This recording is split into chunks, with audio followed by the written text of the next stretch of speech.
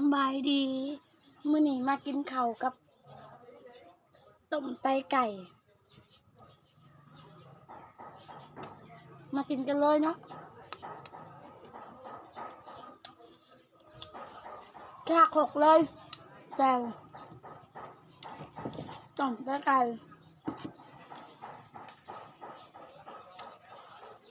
แย่พันธุ์บวกครับ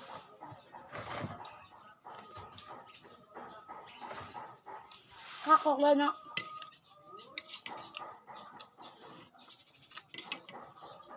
กับผักขี้แยง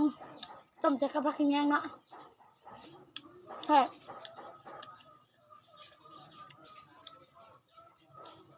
มาเด้อทุกคนมากินต้มไตไก่กับชาพร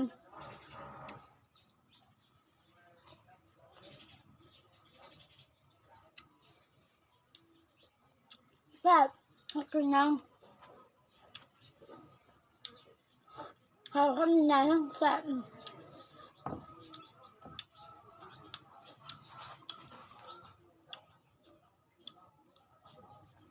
นี่จำแจว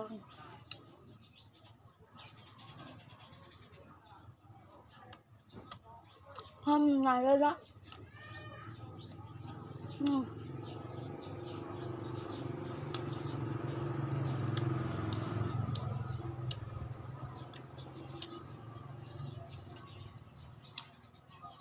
มันทำยังเนาะ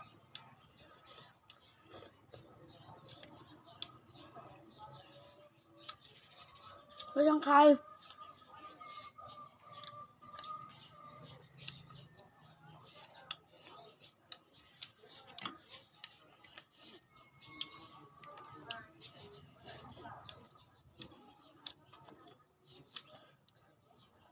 มะขาม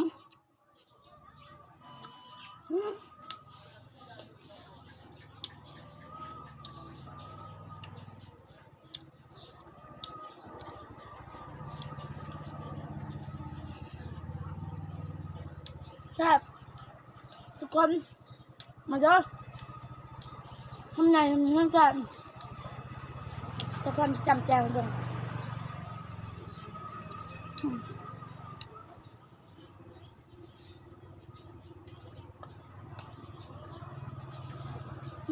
แซ่บ